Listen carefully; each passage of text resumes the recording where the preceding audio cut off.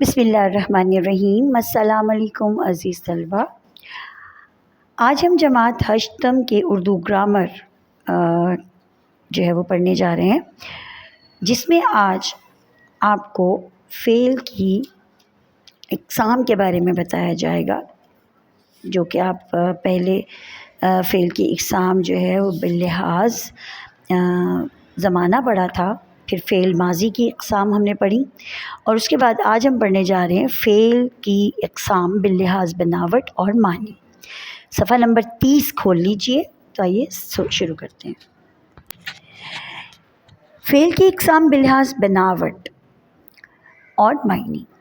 اس میں سب سے پہلے ہم پڑھیں گے فعل مضارع، وہ فعل جس میں کسی کام کا کرنا ہونا موجودہ اور آئندہ زمانے میں، یعنی کہ حال اور مستقبل زمانے میں معلوم ہو۔ جیسے وہ کہے تو میں بات کروں، ندیم آئے تو میں جاؤں، ٹھیک ہے، تو اس میں دونوں معلوم ہو، ٹھیک ہے۔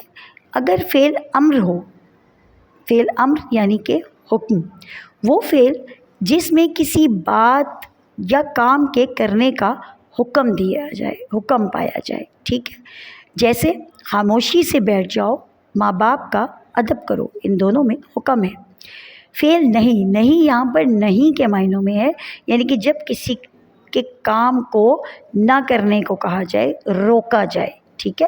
یہ وہ فعل جس میں کسی کام کے کرنے کو منع کیا جائے۔ زمین پر مت بیٹھو، ماں باپ کو اکیلا نہ چھوڑو، ٹھیک ہے۔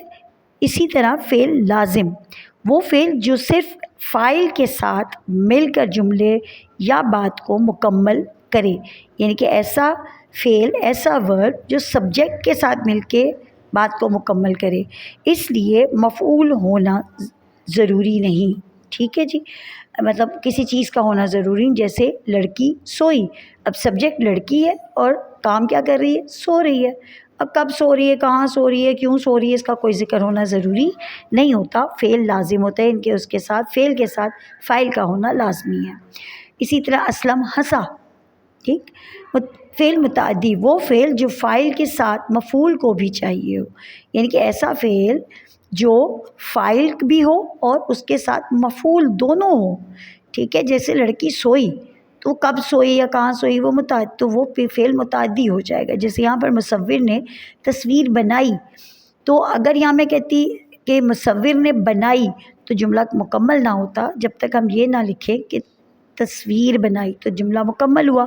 تو لہٰذا یہاں پر فعل کے ساتھ فاعل اور مفعول دونوں کا ہونا ضروری ہو تو وہ فعل متعدی کہلائے گا، ٹھیک ہے۔ دوسری مثال ہے میں نے ایک باغ دیکھا، احمد نے خط لکھا، ٹھیک ہے جی۔ تو یہ تھی فعل کی اقسام باللحاظ بناوٹ۔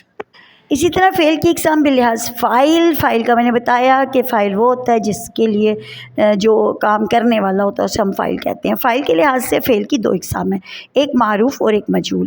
فعل معروف، وہ فعل جس کا فاعل معلوم ہو، جیسے احمد نے سبق پڑھا، اکرم نے گاڑی چلائی۔ فعل مجہول، وہ فعل جس کا فاعل معلوم ہی نہ ہو، ٹھیک ہے۔ جیسے سبق پڑھا، یعنی کہ کس نے پڑھا یہ نہیں پتہ، اور گاڑی چلائی کس نے چلائی نہیں معلوم، ٹھیک ہے، تو وہ فعل مجہول ہوگا۔ فعل تام، وہ فعل ہے جو صرف فاعل یا فاعل اور مفعول دونوں کے ساتھ مل کر مکمل کرے بات۔ زارا آئی، سلیم نے سبق پڑھا۔ اور فعل ناقص، وہ فعل ہے جب تک فاعل کے علاوہ کوئی اور اسم یا صفت اس کے ساتھ نہ ملے، وہ بات کو مکمل نہیں کرتا۔ جیسے طلال کامیاب ہوا، نسیمہ کمزور ہے۔ تو یہ تھی فعل کی اقسام باللحاظ فاعل۔ اب اس کے بعد آپ نے سرگرمی نمبر 1، 2، 3، 4 اور آخر میں 5، انہی جملوں کو دیکھتے ہوئے وہ سرگرمی آپ نے خود کرنی ہے۔